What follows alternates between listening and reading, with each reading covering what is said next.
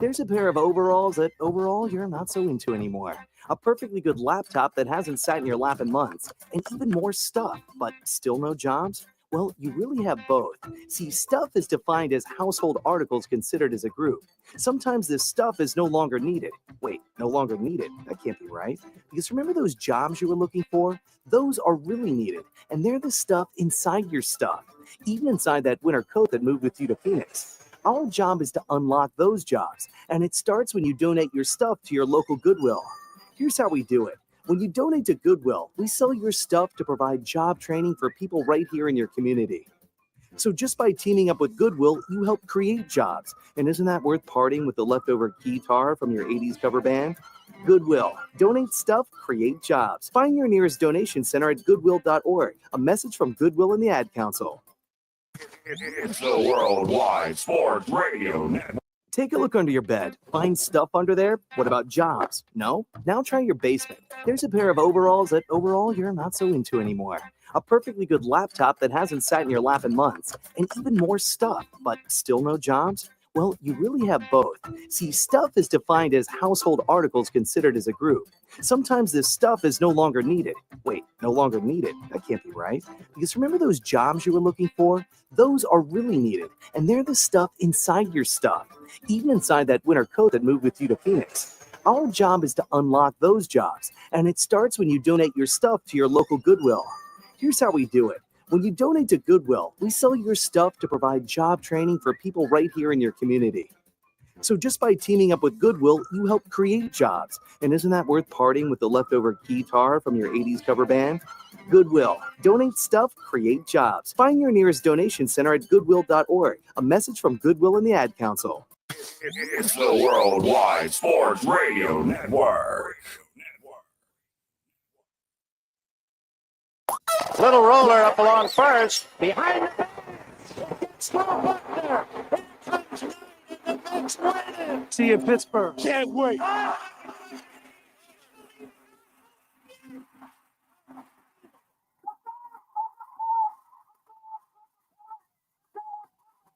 All the baby is out of the field. He's going to go into the end zone. Looking, throwing in the end zone.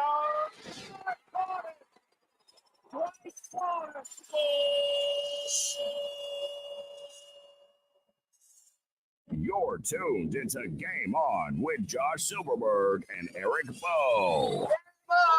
Talking all things sports. It's Game on! Yeah, game on. Game On, right here on the Worldwide Sports Radio Network. And we're live. Happy Thursday, ladies and gentlemen. We are back. It's been a 2-week hiatus, but we are here on the Worldwide Sports Radio Network. This is Game On, joining you every Thursday from 6 to 7 p.m. Eastern Standard Time, live on the Worldwide Sports Radio Network. I'm your host, Josh Silberg. Unfortunately, Eric Bowe, he had a family emergency he had to deal with tonight, so he is out. He will be back next week, where then he will be out the following week because he will be in Disney World with his in-laws. He's going to love that and everything like that. But, of course, Speedy Petey is here as well. Speedy, hope you had a happy Thanksgiving and it was good. And Yes. Great. Yes, I did. It was very, a lot of good food. I got to see my family. I got to play some football out there, which was tough in those conditions. It was very muddy up in Connecticut there. And then we got a Christmas tree after that with two dogs, actually. My brother's girlfriend's mom actually came over. So we had a little dog and a big dog, and I had to keep my dog away from a stray dog. So okay, so then listen, I could have given you Millie for the night if you wanted. Oh, yeah. That would have been wonderful. But we do have somebody that is filling in tonight. Speedy, would you like to bring him in? Oh, yeah. He's back. Where's Snug? I'm gonna go tag him on Facebook right now. Go tag Snug. Snug used to be here. My dad, Nelson Silverberg, is back on the show. How are you, Big Bo? Finally, some normal conversation. We're gonna have a good time tonight. I'm looking forward to the show. Let's go. It's always usually normal conversation. That just, with Eric, it's always there. Eric's Mr. Positive. We know this and everything like that. Should I make Eric's facial expressions? Yeah, well, because when I say something out of line or stupid, that's when but things could. When we get to the whole Favre conversation, things could get out of line there. I have a lot to say about that. We're going to get into that a little bit later in the show. The college football playoff is out. That has come about. Alabama, first team out. SMU in. Speedy's smiling and smirking because that's going to be an odd one. We'll talk about that because my father has a lot to say about the college football playoff in itself and how college sports ruin. But the elephant in the room, and that was taken about by the New York teams. And we will get into the Red Sox trade for Garrett Crochet, which was a very nice trade for both the Red Sox and the White Sox. So I don't know why they're called those teams because the Red Sox do wear Red Sox times, but the White Sox do not wear what? Why are they black? Why is the logo black for the White Sox? That's always my question. Ask them in 1918 when they're caught with a scandal. Yeah, but so that's another one. But the elephant in the room, of course, the New York Mets. They go big fish hunting. It came about Friday night, right? It was Friday night, I believe, It was Sunday. It was the day before. Yeah, right. Was on. Yep, it was Juan Soto, 15 years. The news broke by Jeff Passan at I believe Friday night last week at around 9:00 at night. The first three years. Sunday night? Was it Sunday night? Oh, it was Sunday night. Never mind. Sunday night. Yeah, Sunday night. John Heyman put out the tweet. Soto and Mets agreed to a deal. I said, is he talking about the right person again? Because, we always have skittish problems with Arson Judge. I don't want to say anything bad because John Heyman could call the show and then hang up. I don't want to be nasty and everything like that. 15 years, $765 million, and opt out to the fifth year. Couple, of course, escalations there for the signing bonus, which get it up to, I believe, $804 million. And he gets a suite for his family. That was a big one. It was like A-Rod asking for the private helicopter when he was trying to sign with the Mets and all that. But a lot. I got to say, I feel bad for Brett Batty out of this whole thing because it was in the contract that he gets number 22. Normally, you have to pay the guy to get your number back if the guy's already on the team with that number. But I think they just took the number from him. I don't think he's going to be here much longer anyway. And now the jersey that you bought me for my birthday, I can't even wear it now. The Brett Beatty jersey. Well, you can wear it. It shows loyalty, and But he hasn't proven he deserves the loyalty. That's the difference. I'll get you a Syracuse. The Yankees, they go out and they get Max Fried for, I believe it was 8 years, $215 million. No opt-outs, straight 8 years. So we would discuss that. But, of course, the Juan Soto news that broke Sunday night. I was surprised when it was announced. I thought maybe they were going to try to announce it before the Sunday night football game. I thought maybe, okay, halftime rolled around. Maybe you'll do it now during halftime because people aren't watching the game really right now. They did it in the middle of the third quarter, which I thought was a little interesting that they did it at that point because you have to understand Major League Baseball needs all the viewership and eyes on their sport that they can get at this moment because let's face it, they're dwindling. The sport is dwindling in itself. I also heard a rumor that if this golden ball goes through, if Juan Soto hits a home run every time he gets a golden ball, that he gets $100,000. So, But in all seriousness, the Juan Soto news, he gets a fifth-year opt-out, which I think we all could agree he's probably not going to do that. He had his press conference today, and what I took out of everything from the press conference was he clearly is not a partying person. He's not a going-out person. He's a straight baseball guy. He's a family person first, hence why he had 22 family members there with him. And this is where I give kudos to the Mets because for years, the Wilpons, they never made the organization a very family-friendly environment. I mean, there were times when family members would come and they would kick them out. They would kick them out of the rooms. I think Alex Cohen, she deserves a lot of credit for what she has done, not just for the Mets Foundation and her running it, which she's done a great job, but making the team a very family-friendly environment, I think is a huge thing for players because it means something to players. When you want to make them feel as comfortable as possible, we could talk about the money that he got. The money, I mean, it was only a $5 million difference. I know the extra year was there for the Yankees, but the Yankees are – and I always have this conversation with my wife. She likes the idea, Melissa, of the whole cut the hair, no facial hair allowed. And I always viewed that as a get off my lawn type of way of dealing with business nowadays. It's very different than what it was 30 or 40 years ago, baseball. Players have more of a personality. You're seeing more of the bat flips. You're seeing more of the showboating. You're seeing more of that stuff and everything of that nature. I view this as teams like the Mets, the Red Sox, these teams. I mean, the Red Sox were doing shots before Game 4 against the Yankees in 2004 to help them come back in the series. Not because they took shots, but it was personality. It's with the Yankees, it goes about the way they've run the organization for years. You look at the stadium in general. It's a very corporate feeling stadium. You don't go to Yankee Stadium to go and see this, and that. You go there, you watch the baseball game, and you go home. That's what Yankee Stadium is. You go to Citi Field, you have all these different places for kids to run around. They have the backfields for the kids. You have the Mets Hall of Fame stuff all over the stadium, the Shea Bridge. You have by the bullpen gate, you could sit next to where the bullpen is and see the players and everything like that. It's a very different vibe and a very different feel than what I think how the Yankee way is, which is, of course, they always say the pride pinstripe mantra and the logo, and it means a lot when you put this on your chest and everything of that nature. And it's just very different now. It's not. I think the money, of course, was there. But I think the Yankees also need to stop hanging their head on the whole, look at what we've done for X amount of years, okay? They won these World Series when they were a dynasty. It was over 30 years ago. They need to understand, like we talk about all the time, do you want to be like Babe Ruth and Lou Gehrig and Roger Maris and Mickey Mantle and Derek Jeter and Reggie Jackson?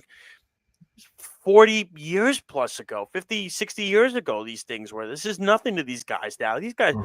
Like, do you think Juan Soto cares about being like Babe Ruth? I mean, you think he cares? That wasn't even the stadium Babe Ruth played in. It's a new stadium. So to me, I think the Yankee way. Aaron Judge is a guy that I think respects the Yankee way because Aaron Judge came through the organization. He understands the way, and that Juan Soto was there for 1 year. You know what I mean? There was really nothing about it. So to me, I always felt, and you heard for days and days and days, Soto was going. I thought he was going to the Mets the whole time, except I would say probably from, I think I texted you, Dad, and I texted Evan.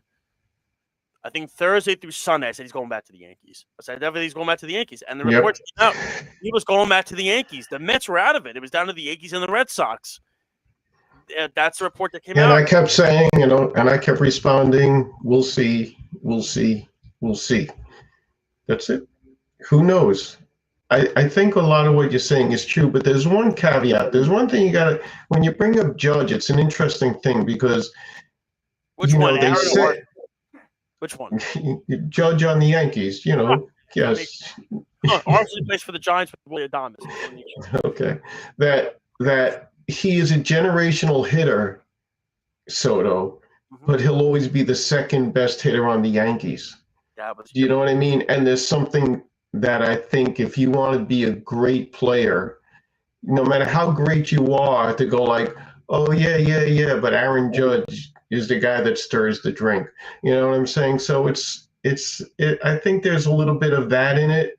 If you want to be the best, it's hard to sit there behind Aaron, even though you're making twice as much money as the guy.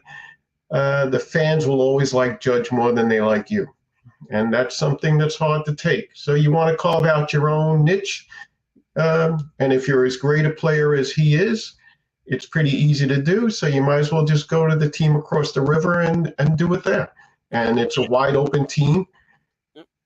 And I think when you look at the way, and you brought up a good point about the face of the franchise, I think Speedy, me, you, and Eric had this conversation a couple of weeks ago about, I think it means more, and Eric disagreed, and Speedy, I think you were on my side a little bit, where I think being the face of a franchise is to some of these players a big deal, where they don't want to be second best.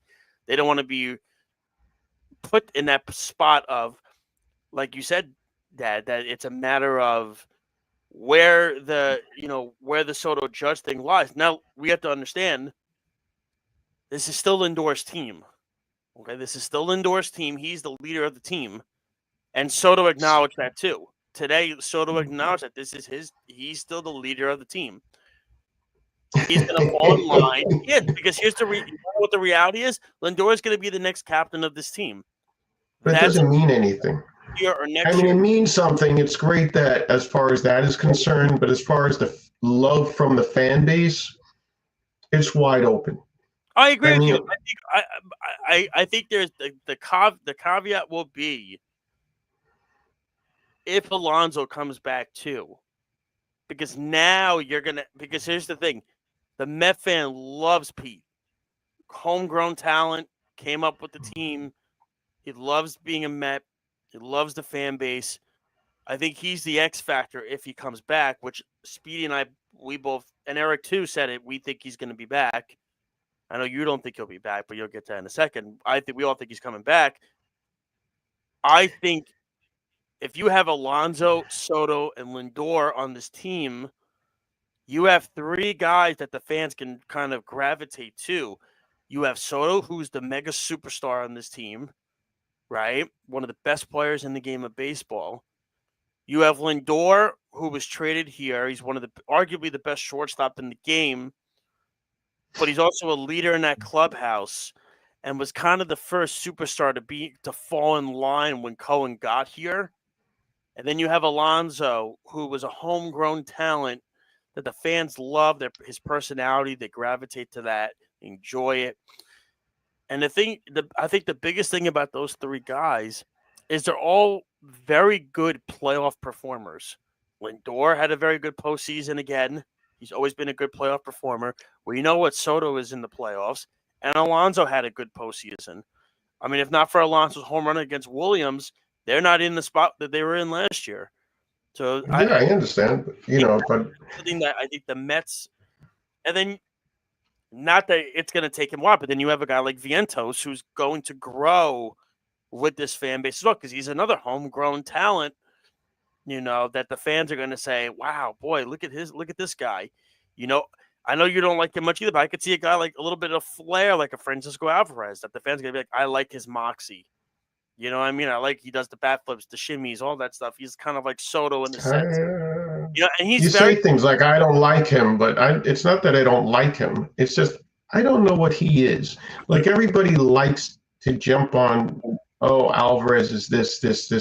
But when you look at his, if you really break his stats or look at his splits, he has really weird splits. Like he just is gone.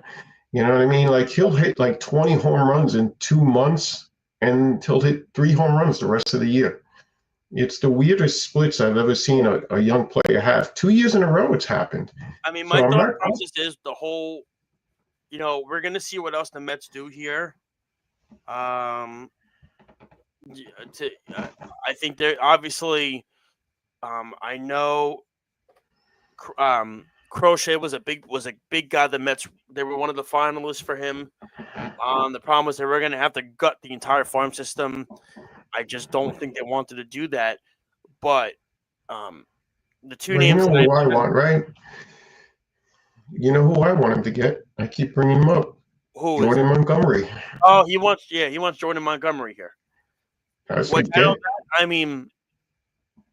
I think the two guys and the two names that I have heard they're connected to is Luis Castillo from the Mariners, who Stearns is supposedly a big fan of because he has a very good contract, and he's also an ace pitcher.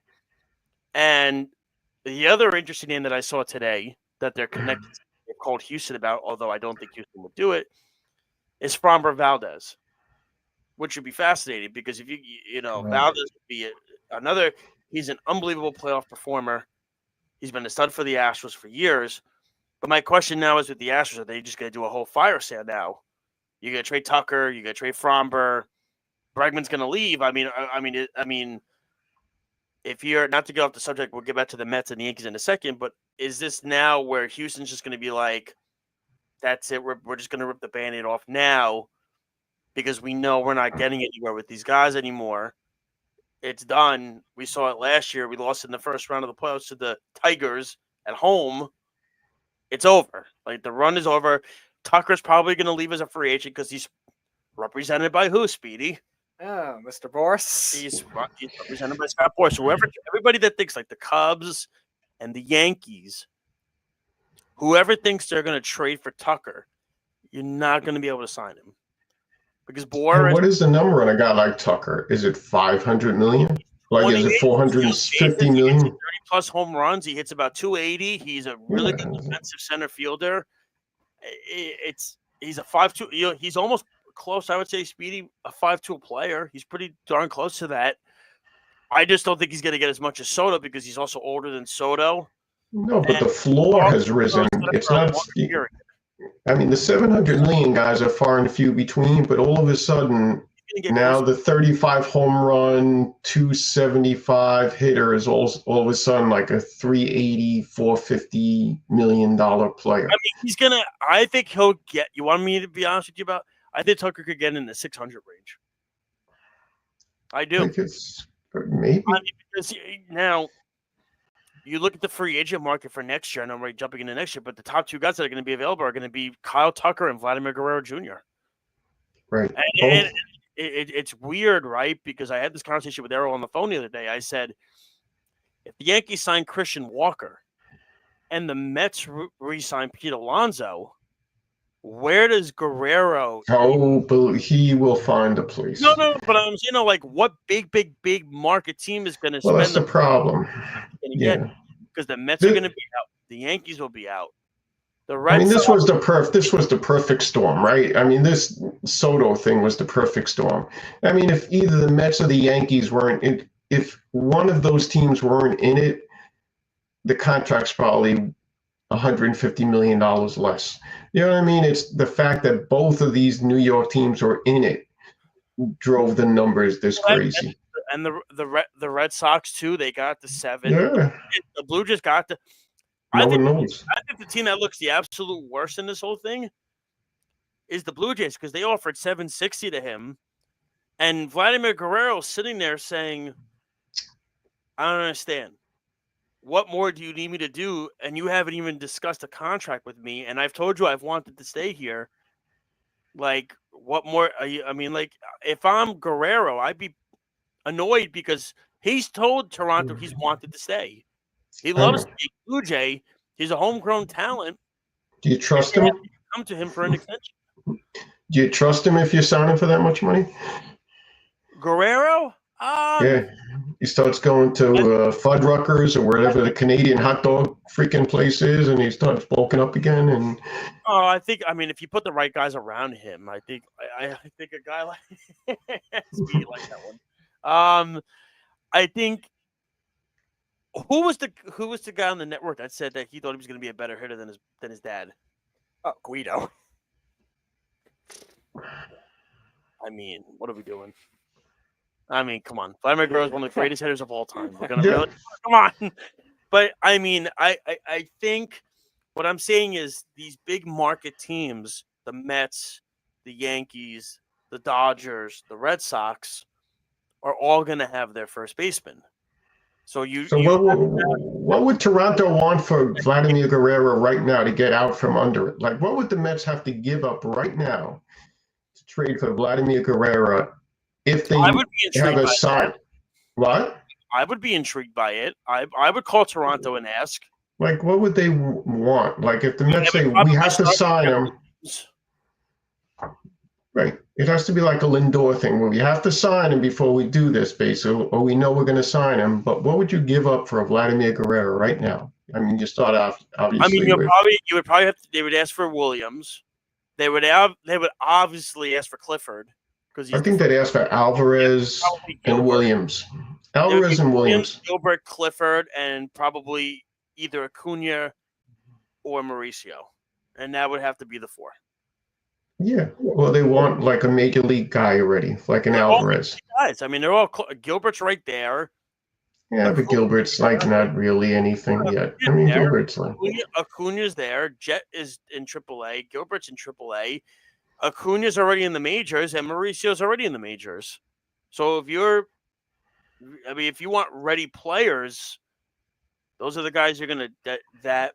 The problem is you're gutting your system. Would you trade Alvarez and Williams for him if you knew you could sign him? I don't. Speedy, you have something you want to say? Because you seem like you really want to say something. I would not Alvarez. No. You wouldn't trade Alvarez, right? No, I wouldn't. I mean, the guy is a really good. I mean, this is a guy who, at best, Alvarez would become. Do you know what I'm saying? Like, it's not like he's 23. He has Alvarez. I actually think hit with Soto being here now, because they're very, very close, the two of them. I think it's going to help Alvarez a lot. Okay, but I'm just saying, the best Alvarez could become would be. He'd be lucky to get to where Vladimir Jr. is right now, right?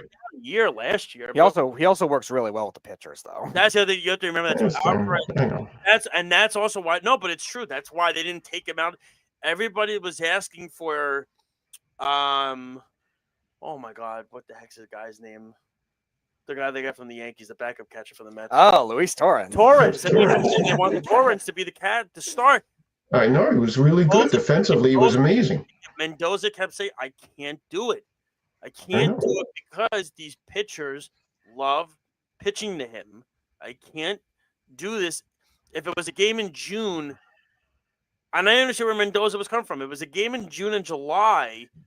I could do it. I kept arguing this with people on X. Everyone was like benching Alvarez, and I kept saying, you can't bench the guy as bad as he is. It's the freaking playoffs. The pitchers have pitched with him all season. You can't just do this now. I would make that trade in a second.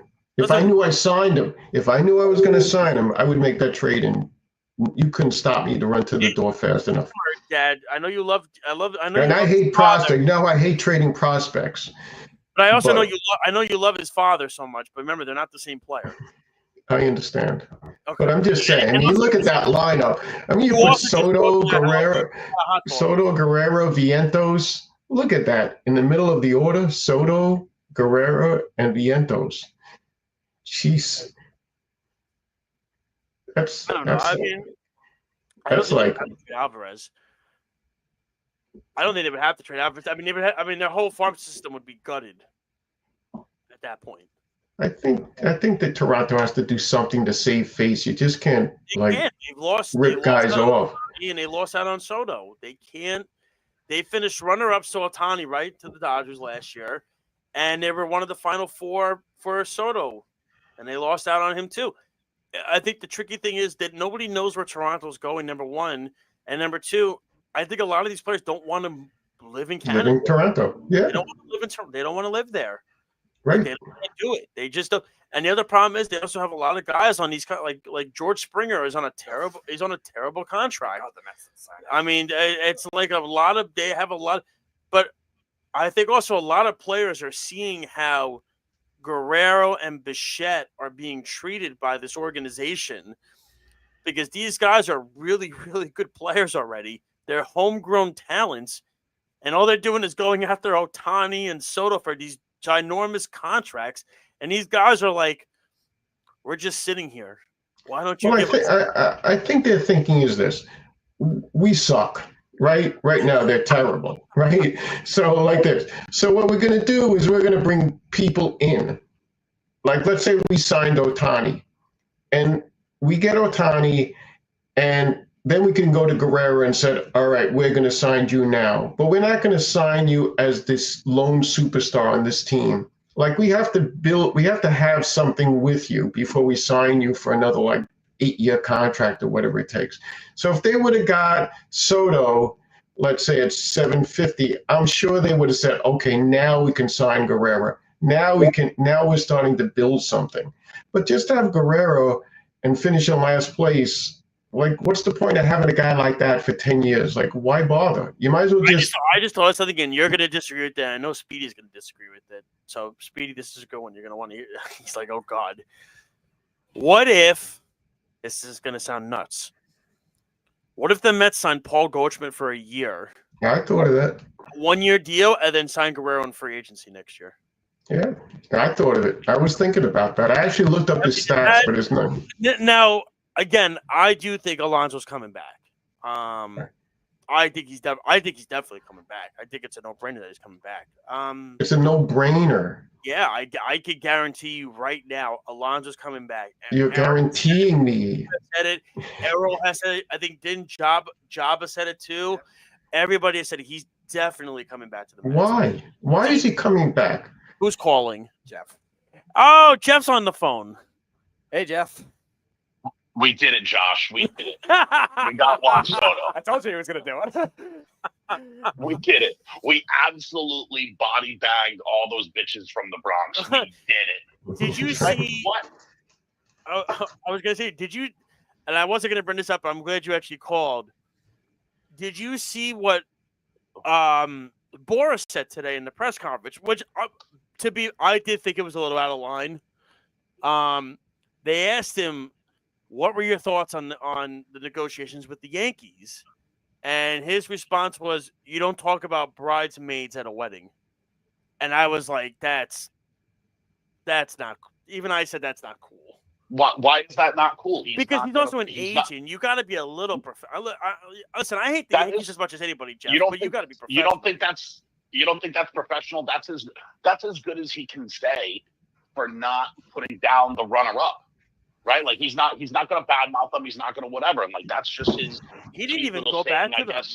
He didn't even go back to them for an offer after the 765. He didn't even. I think this whole yes, the money was a big part of it. I really do sincerely think this whole family thing bothered Soto so much that he didn't want to be a Yankee.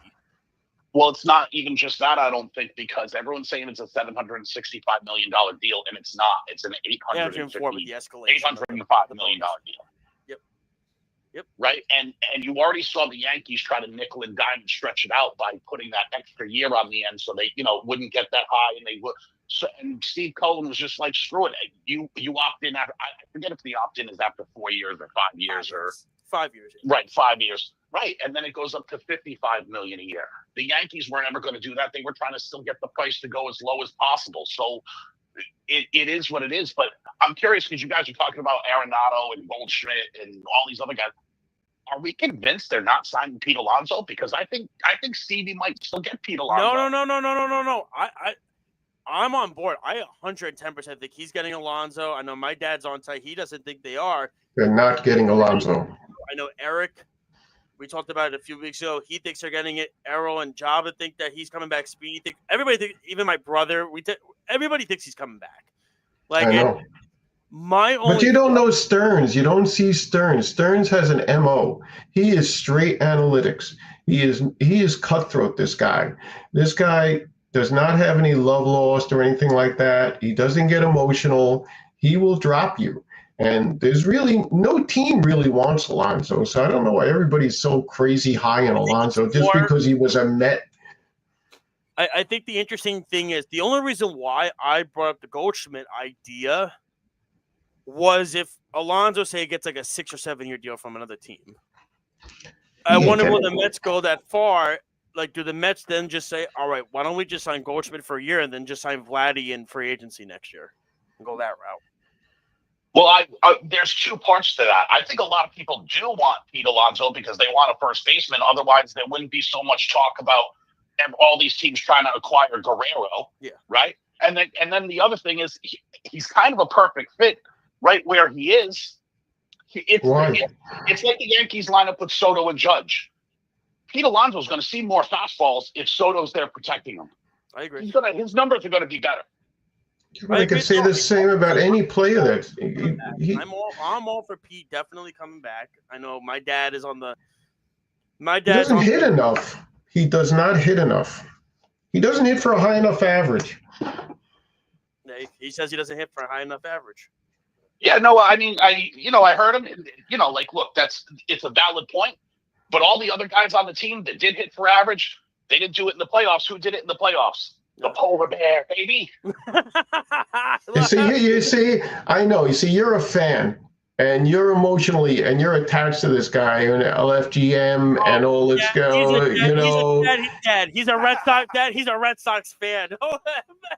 No way, man. LGM. But if you take all the emotion out of it, and you just look at the numbers, you say like the best thing to do is like get either a 1 year guy and put him at first, or you move Vientos to first and get a good hitting third baseman. A guy that hits. If you could get like a 290 hitter in the middle of that lineup Where with is that less located? power, It's not located. that would be awesome. That's not located anywhere. Well, Who's giving away I a think third base that's saying 290? I think Pete's numbers will get better with a little protect. I mean, let's face it. JD Martinez for years, great player. JD Martinez last year, not such a great player. Not much protection for Pete. I think if you get Pete some protection, his average gets better. He sees better pitches to hit. I think you also have to keep him because, and I understand what your dad is saying, like average, like all of that stuff matters. But you can't just go out and find a guy that hits 40 home runs a year. I don't need that anymore. I got 40 home run hitters all throughout that. I got Lindor, I got Soto, I got Vientos. I got power in this lineup. I got Alvarez. What I need is I can't flood this lineup with 225 hitters. Vientos, that's it kills it. I think Vientos is going to take the next jump next year. I do. I think he's a big part of this future. And I think it makes it easier for this organization to be able to have the structure in place, and everything like that. But Jeff, before I let you go, I'm so glad you called. I knew you were going to do it. I told Speedy in the car. I said he's totally going to call. I told Jeff before we got here into the studio. Like I told Josh, is Jeff going to call like he did on Monday and say we got Soto? Well, last thing before I let Jeff go, we all know why the Yankees offered 8 years to Fried, right? Yeah, because it's a knee-jerk reaction to, being the bridesmaid with Soto. They have to go and get something. I will give them this. I think they overpaid. I think it's a stretch for a 31-year-old pitcher, but it does allow them to now package up some of the other pitching they have to go and make a trade. I agree. No, I agree with you. I also think I know why they did lower AAV. Yeah, but I think I mean, they know because isn't he like the third highest paid pitcher ever now or something? Left-handed. He wanted to be the highest left-handed. Is that what he is? Eric Cole's ahead of him. That's another laughable thing. Well, you know why Cole took the option? Because the Yankees. Well, first off, the Yankees did not want him back, Cole. They told he was not going to come back. The Yankees. I could guarantee you how the conversations went. They said, we don't, like I said, go see your market and we'll get back to you. He looked out there. He talked to Boris. No was probably like, take the option. The option. You're right. Right. It's a no-brainer that no other team in the league wanted an aging pitcher with elbow problems who had a 4 ERA last year. Right. Yeah. That's the thing. I mean, it's honestly insane that some people from this network, wink, wink, you know who I'm talking about, thinks he doesn't suck anymore. He does suck. Rodon, what was Rodon's ERA? Remember the best contract they ever had to pay him $27 million a year, and Rodon had like a 4.3 ERA. What a contract! I wish I could spend $30 million on a guy that couldn't keep the ball in the ballpark. Goodbye, Jeff. I'll talk to you later. We got our guy, boys. We got our guy. Yes, man. Text me during the week. I'll talk to you later. Jeff, ladies and gentlemen. The only thing I'm surprised he didn't do was say, we overcame the curse of the bee. No, well, let's get to the Yankees really quick because they made a big move for them too. And I think we all could agree they're probably going to get Christian Walker. Although I have heard the Nationals are being aggressive on him. They won the draft. These guys want years. That's the problem. None of these guys want to sign. They want to sign beyond their year. And really quickly, it's interesting. Everybody says Arenado Yankees. He did not put him on his no trade list. He's not on the list. Yeah, the Mets are on the list. Yankees on there, Arenado. So everybody's saying that they want Arenado on the Yankees. He didn't put him, right? Speedy, you're looking it up. He's not on the list for the no trade clause. So my other issue is this. If you're the Yankees, your new hot corner is Christian Walker, who's 34. and Arenado, who's what, 33, 34? 33. Yeah. I've never been an Arenado fan, and I want to say this about him. He signed a $256 million deal with the Rockies. Then he asked to be traded, right? Right? Remember, he asked to be traded? Yeah. Then he goes to the Cardinals, and now he wants to be traded again. When is he going to get blamed? All right, yeah. So the teams are the Dodgers, the Padres, the Angels, surprisingly. Yeah, The that was a Phillies, weird Mets. team. Yeah, see, the Yankees are not on the list. But when is Arenado ever going to get the blame for any of this?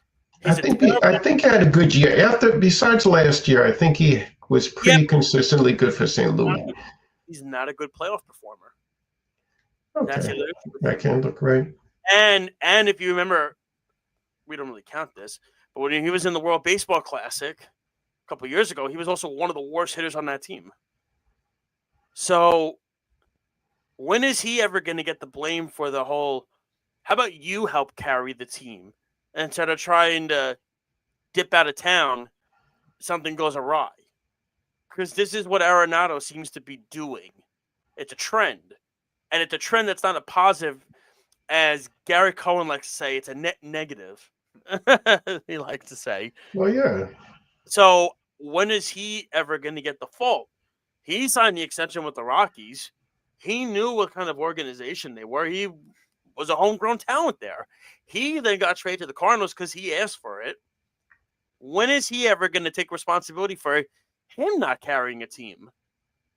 Because you're being paid like a superstar player, but you're not playing like one. And he never, let's call it like it is. When he was on the Cardinals, nobody ever thought he was the best player on the Cardinals. Everybody thought he always was the best player, right? He was the best player. Goldschmidt was the better player. Yes. So I don't understand why is it let me get out of Dodge. And it's very weird, by the way, for somebody to have this out there. I want to go to a contender and be traded from the St. Louis Cardinals. Like, you hear that. That's odd. That never happens. First off, they have the same freaking manager that's there. What's his name again? Marmol. I don't even know how. He just signed an extension. He's terrible. He's awful. I don't even know. He single-handedly ruined that team. He's no Schilt. Well, I mean, Schilt leaving, yeah, well, that was a killer for them, but how are we on the Fried deal? Are we fine with the Fried deal? The 8 years, I believe, $29.5 million. The 29.5 million? 27. 27 million a year. Wow, so Rodon's getting paid the same as Fried? Yeah. Oh my God. I didn't know Yeah. that. Well, I think it's because they gave him a lot of years. It's the amount of years lowers the AAV, but in general, it's a bigger if you're total Fried, dollar contract. I'm getting paid the same as this schmuck. Oh my God. Fried's an interesting guy, though, when you look at the stats, right? I mean, his Ks per 9 are not high. He's like he's an interesting guy. Atlanta had an awesome defensive team. You got to wonder if the Yankees will be able to maintain his numbers, with whatever infield they bring coming up. Atlanta's going to replace the production of Fried. And everything that I've read, AJ Minter is getting a lot of interest too. That's a key cog in their bullpen. So I want to know, because remember, everybody always looked at this as the Atlanta way, right? Like, the Atlanta way is we're going to get guys, beat out their options, and get the money. Like, Acuna's getting what? I think $110 million. I mean, it's the biggest bargain in all of baseball. It's not even close. But they have other guys that are getting close to leaving years, and I think they're at the end of it. I don't think they're going to be able to maintain. They have no more guys. Like, they just signed Harris. Albie's got the years. Riley got the years. Does Albies have the years? It's ridiculous what they got these guys. That Strider got the years. And Fried was one of the very few guys that said, I'm not taking – they offered him a contract, and he said, I'm not taking this contract. I actually think Albies is getting close to his back end of his deal. But again, I give Fried a lot of credit. Everybody that joins the Braves takes those options and they buy the man. It's done. And Fried said, "I'm not doing it. I'm not doing this. I'm going to get paid what I deserve. I'm not taking discounts." And if you're honestly, and if you're an agent in the sport, like, how do you even deal with a team like the Atlanta Braves? Like, you can't even work with them because it's embarrassing. Like, you have to look at an agent's perspective and say, okay, Soto's getting $765. Do we think Acuna's a better player than Soto? It's pretty freaking close, is it not? Well, all-around player, base stealer, defensive player. And Soto's getting paid $600 million more than Acuna. I think that's where the biggest change is going to be. These deals are done. This is not going to happen anymore. No, I agree. But what I'm saying is, my point is that, like, if I'm Acuna, I would go to the Braves organization and say, we need to renegotiate this. Yeah, sure. Like, this is crazy. Like, this is insane. And the Braves would go, okay, we'll add 2 more years on the contract at $40 million a year. If you don't fix this contract, then I'm not going to play. I want to be traded. I'll go to a team that will renegotiate my contract because now remember, Acuna's the moron that took the contract, right? He's the idiot that did it. But you're also going to see Austin Riley's one of the best third basemen in baseball.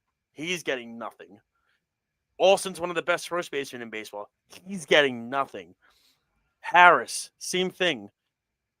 Let me tell you something. Strider is going to, when he signed that deal, then he got hurt, is going to regret that.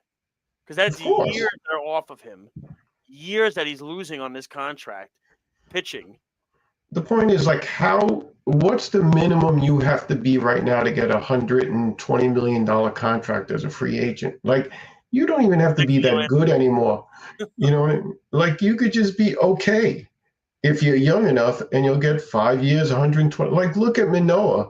Like, what's he getting now? He had one good year. He's 30 years old?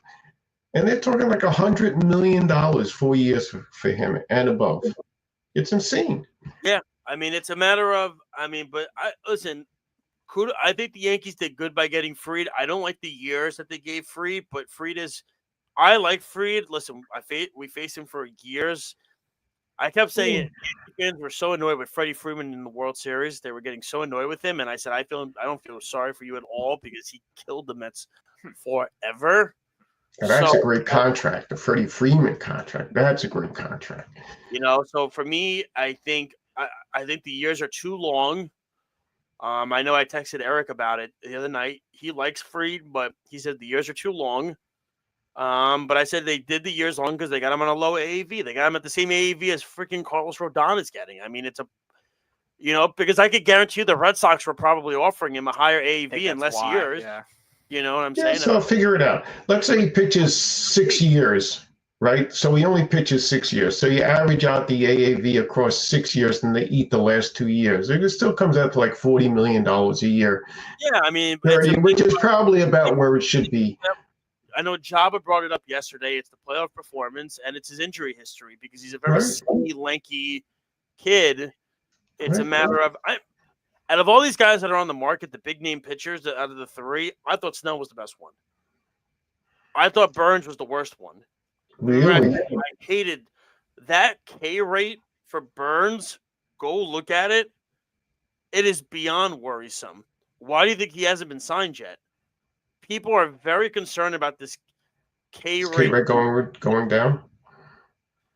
His K's went down to 260 to 180 to 172 this year. It was insane what the numbers were this year. He pitched a more hard hit contact this year, and he's also in his 30s. And when Burns was on Milwaukee, he was unhittable, and that's gone. He still had a very good year. He finished in the runner-up in the Cy Young voting, but his K rate, that's extremely low. And also Boris is his agent. Go figure. Wah. Oh, yeah. I want to get to another story that happened. Speedy, you have the clip. Dad, you should be able to play it. I'll let you know when you could start. You ready? I'm ready. All right, start it up. Finally met. You tell me. What'd you do? What happened, Speedy? Finally met. You tell We me. met a long time ago. At least I Yeah. saw you. Right. How you doing? When you fell down for him. I'm going to get my sack back. I'm going to get my sack back, dude. You probably would hurt me. Well, I don't care. I can tell you. You hurt me. You hear me? Yeah, I hear you. You really hurt me. You hurt me, Brett. We got to get back to this, Brett. I'm sorry. For him to do that to Brett Favre, that was my last straw. My last straw. Okay, Marty. Relax, Marty. That was your last straw. My last straw listening to you during check games. He's definitely never coming on this show now. So that being said, what the video is alluding to is the sack exchange special that's going to be out on the 30 for 30 series that involves Joe Klecko, Morty Lyons, Mark Gastineau, and Abdul Salam. The four players that were on the New York Jets defensive line that had wreaked havoc for years. And it's crazy when you hear about the Mark Gastineau situation because, I did a deep dive in these numbers, Dad. You watched them when you back in the day in the 80s and how good they were.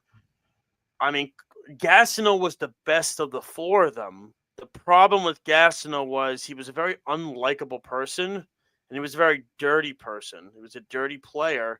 And the other third part was he didn't care. Abdul Salam said it in the special. Salam said if it was a running back, he didn't care to hit the guy. But if it was a quarterback, he tried to knock him out of the game. And that's something a lot of guys didn't like. Boomer Esiason then came on his show the other day, and basically Greg Giannotti was talking about how he's got Parkinson's and Alzheimer's and this and that. And Boomer was like, I'm sorry for him, but he was a real bleep hole. Because there was a story that happened in the game before the Bengals. They were in the elevator, and he saw Boomer's people that he was at the game with, and he told the people in the elevator, you might want to get your boy an ambulance ready to go. I'm just like... That's great. I mean, I'm just like... But it really does seem like Salam, he passed away just about 2 months ago, Marty Lyons, and even Joe Klecko said it in the ad. If you're going to be upset about not making the Hall of Fame, well, you're going it's going to ruin your life. But to Gastineau's perspective, he saw Klecko get in, and he's like, I was a better player than Joe Klecko was. Why am I not in the Hall of Fame? And I looked at the numbers, and that's not even accurately true. Right. First off, I did on Football Reference, Gastineau was one of the worst defenders on the run. Was horrible on the run.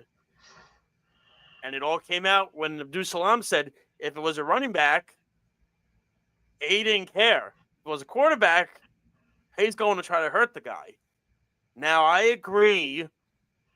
Let's call it like it is. Brett Favre is not the biggest saint in the world. I mean, you want to talk about stealing money from charities for gyms, or do you want to talk about sending nude pics to women? Where do you want to start? We'll start with the nude pics. I like the nude pic story better. No, whatever. But Whichever. or the fact that he cost a team a chance to go to the Super Bowl by doing the dumbest show in history of one of the dumbest shows in the history of football. Yes. But he didn't have to do that. Be it as it may, Brett Favre is not the most likable person. And he came out and made a statement after that came out. Now, again, on WFAN, Greg Giannotti made a statement and said they were at a signing with Joe Klecko a few months ago. And Joe Klecko said to Greg, this stays between me and you. Don't say anything. But I heard something about Favre and Gastineau, and it's going to come out. It's going to come out. That's his phone. It's going to come out. But don't say anything. And that's what it was. And I think what Gastineau's point is, you cost me. Now, the record eventually got broken by TJ Watt and other guys, too. And Speedy to me in the meeting that there were guys in the 60s and 70s. Before the sacks actually came out. There's more data on it. But, but for years, Gastineau had the opportunity when he would go to signings was the all-time single-season sack record leader. That's not something to sneeze over. That's a big deal to some guys. That's money, and he wasn't making that kind of money, Gasso. Yeah, I think the point is, I think you've laid it out great. Everything you said is absolutely true, but the gist of it that really comes down to it is Brett Favre laid down and intentionally gave Michael Strahan the record With 4 in minutes a way that wasn't legitimate. With 4 minutes left in the game, he wasn't going. I don't think he was going to get it. And if I was an offensive lineman on Green Bay, They were furious about it. Yeah, They I'd were. live it if I did that, because were. that's on their stat sheet that happened. Right. So I don't quite understand. Like, you could say, oh, Mark Gastineau was a fill in the blank, and the sack record was broken 4 times since then, and all that. All that is meaningless. The point is the legitimacy of it. For Michael Strahan to even accept it as a legitimate number is insulting, and all the other stuff is just meaningless. The point is simple. He intentionally helped Michael Strahan get that record. Everything else is just sort of like conversation. It doesn't really mean anything if Mark Gastineau was a douche about it, right? You heard how emotional Gastineau got talking to Favre. Right, he was going to cry. I thought he was going to cry about it. It was you cost me millions of dollars Right. by doing that alone. You did that, and all right, I'm gonna say it. Speedy's gonna hate me for saying this. Speedy told me not to say the quote from the Pat McAfee show that happened. Look at Speedy's already rubbing his eyes. Did you see the quote that happened in the Pat McAfee show? I'm quoting Pat said it first. Disclaimer. Okay. Disclaimer. Pat said it first. Mr. Producer. See, this is my producer telling me, watch, Pat McAfee had J.J. Watt on the show, and he said, not for nothing, but they both had Parkinson's. Can you imagine if a fight broke out between the two of them? That's horrible. Was like, oh my God. That's terrible. You had to do that? That is so bad. And I love Pat McAfee. That's so bad to say that. Yeah, it's bad. And repeat it. We're throwing it way too early or better than that for him. I think JJ Watt was like, get me off this show right now. Yeah. I mean, but Brett Favre he held out his hand and Gastineau went in there. Yeah, right. And I said, oh boy. Good for him. I was like, good for him. I mean, it takes a lot to go after somebody like that so many years after the fact. But he was right. He put out a statement, and everybody keeps asking, is Michael Strahan going to say anything? What does Michael Strahan have to say anything for? He's not involved in this. No. Favre took the dive. It was Gastineau's record. Why does Strahan have to talk? I don't think this has anything to do with the guy. It's not like Strahan asked Favre to take the dive. It was so insulting. I mean, it really was just such an insulting thing to do. Oh, no. Snug came on now. Snug, we're getting off soon. Snug, you missed Nelson for the first 58 minutes of the show. And you missed all the insight, all the drama and insight you missed. Really quickly, before we get to You're Better Than That, the college football playoff came out. And everything like it's not you could have heard Nelson and Jeff for almost an hour. I was just gonna say, so we all do not agree with the playoff teams that made it, correct? No, I was good with the teams. So you were fine with SMU getting it over Alabama? Yeah, actually, I was. Why? Who cares? I mean, who cares who the 11th team is and the 13th team is? I mean, who cares? Enough. What is this, the NCAA basketball tournament? We're going to have 64 teams in this thing eventually? I don't know. I felt it felt. I mean, they got it right with Miami not getting in.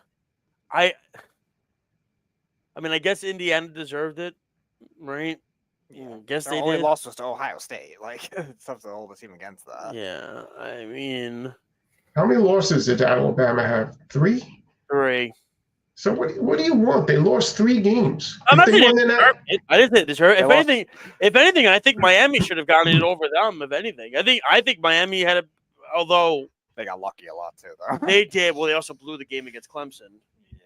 I mean, right? How did Clemson? You watched that Georgia game? Clemson won the ACC, so they beat SMU. They almost blew it too. Dabo's Clemson back wouldn't in. have gotten in otherwise. Now, my question is the game for Notre Dame, Indiana. Who's Indiana's the home team? Notre Dame's home team. I thought Notre Dame isn't allowed a home game in the playoff. They're not because allowed. They're not independent. allowed. But they weren't allowed to buy. But it wasn't going to matter. Oh, Anyway, 'cause- that makes sense. Okay, so they were not. They're never allowed to buy. Okay, so that's. Yeah. I'll tell you, Penn State got freaking lucky. They did. Boy, but you know who got screwed? Ohio State again. They got to play. They got to play Oregon next after. Yeah. Whoops. Well, that's what happens when you lose to Michigan for no reason. Good job, Ryan Day. You know that they had. I mean, come on. And did you see? Actually, you know what? I'm going to say this might get better than that. Oh yeah, I know what you're getting at. Okay, Yeah. this is good. Yeah, This is good. That's a very good one. All right. But yeah, I think SMU will be fascinating. Arizona State got a bye, which is so weird to see that. And Boise State got a bye, which is so weird. I do love the running back from Boise State, though. That kid's good. Oh yeah. But the Arizona State coach is interesting. Arguing with the ref in front of his wife on the field. That was funny. Let's get to you better than that segment. I'll start first because this is a good one. Oh, and mine's going to suck, right? So yours is good. No. The state of Ohio. Did you see this? So if you plant any flags or anything, right, on the field or anything of that nature, it's kind of like, what do they call it? They call it, isn't that like disparaging? Yeah, I'll find the exact term. It's like weird. Disparaging, like the field or anything like that. It's like a crime now, and anything like that. The state of Ohio did that after the game against Michigan, because Michigan was going to plant the flag on Ohio State's field, and they were like, "Oh no, we're going to cause a law now where you can't do that anymore." But if Ohio State beats Michigan next year, are they allowed to do it then? I'm just not that they're going to, because Ryan Day loses every year to them. But I'm just saying, are they allowed to do that? The Ohio Sportsmanship Act. This act would make it a felony offense to plant a flag in the center of Ohio Stadium. What? That's so funny. That's so weak-minded. Oh, here, Jeff, type in "you're better than that." I'll post it depending on what it is. Depending on what it is. Oh, I have a beef. But state of Ohio, I don't even know if you're better than that. I mean, LeBron left you once, so there you go. Are you really better than that? Oh, everything like that. Sorry, we probably have listeners that are there listening anyway, but just being honest. Dad, you have anything to chime in on? Yeah, I have a better than that.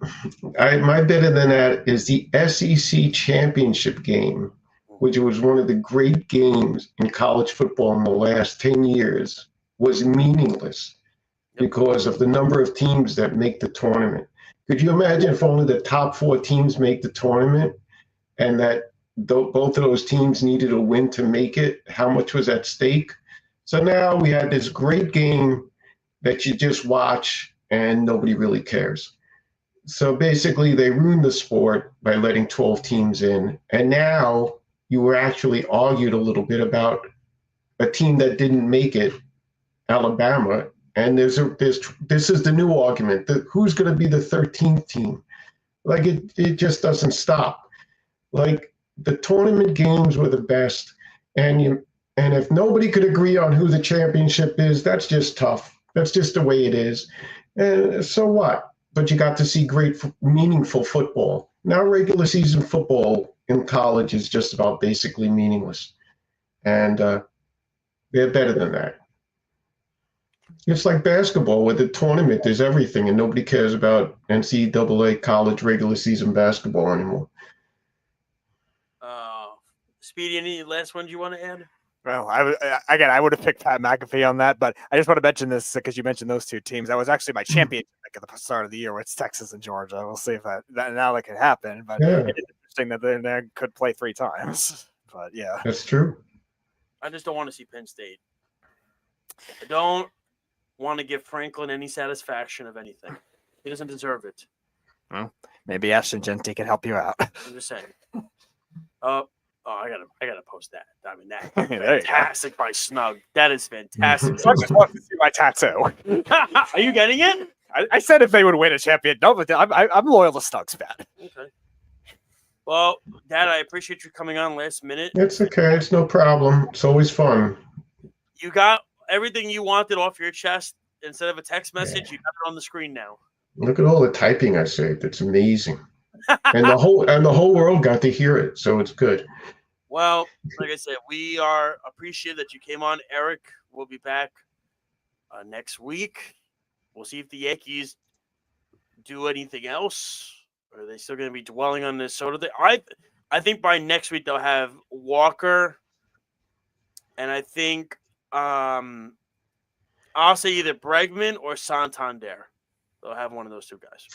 That's what they're doing. I think it moves slowly now. I think everything sort of just drags now. Right?